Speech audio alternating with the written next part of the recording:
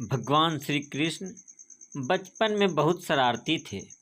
उन्होंने अपने बाल्यपन में कई बार माखन की चोरी की है।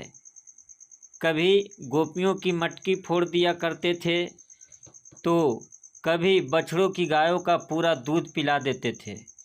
गोकुल की गोपियां चाहकर भी प्यारे से नटखट कृष्ण को डांट नहीं पाती थी, क्योंकि उनकी शरारतों को देखकर उन्हें दुलारने का मन करता था।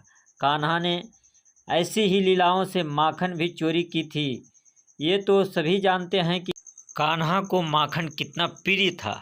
अपने लल्ला को माता यशोदा जितना माखन देती वो उनके लिए कम पड़ जाता, इसलिए मैया जहाँ भी माखन रखती कान्हा की नज़र वहीं रहती।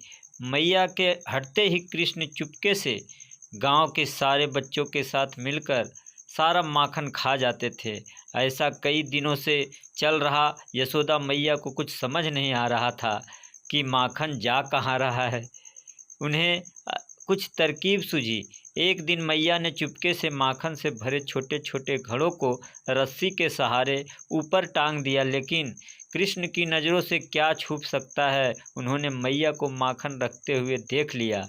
अब कृष्ण ये सोचने लगे कि मैया ने माखन रख तो दिया, पर इस तक कैसे पहुंचा जाए। काफ़ी ज़्यादा सोचने के बाद उन्होंने सारे मित्रों को इकट्ठा किया और बोले, सभी एक घेरा बनाओ, उसके ऊपर चढ़कर माखन निकाला जाएगा। जैसे कृष्ण ने कहा सभी ने वैसा ही किया और इस तरह से नटखट कृष्ण और उनके सारे दोस्तों ने मिलकर पूरा माखन चट कर दिया। जब मैया ने देखा कि फिर वही हुआ तो उन्होंने ठान लिया कि आज मैं देख कर ही रहूँगी कि माखन की चोरी कौन करता है। इतना कहकर वह माखन को मटकी में रखकर ऊपर टांग देती है और छुप कर देखने लगी। कुछ ही देर में कान्हा अपने दोस्तों के साथ वहां पहुंच जाता है। यह देखकर मैया को पूरी बात समझ में आ गई कि अब तक चोरी कौन कर रहा था। सभी वहां माखन लूट कर खा ही रहे थे। इतने में मैया यशोदा वहां पहुंच गई।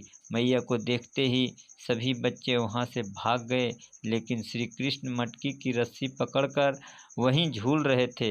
मैया ने आकर अपने लल्ला को नीचे उतारा और प्यार से डांटते हुए कहा, अच्छा तो तुम हो वो माखन चोर जिसने मुझे इतना परेशान किया है।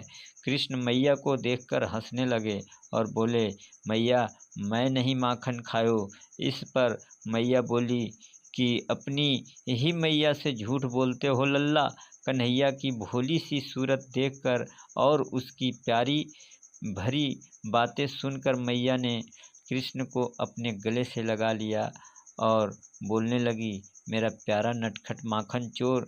बस उसी दिन से श्री कृष्ण को प्यार से माखन चोर कहकर बुलाया जाने लगा।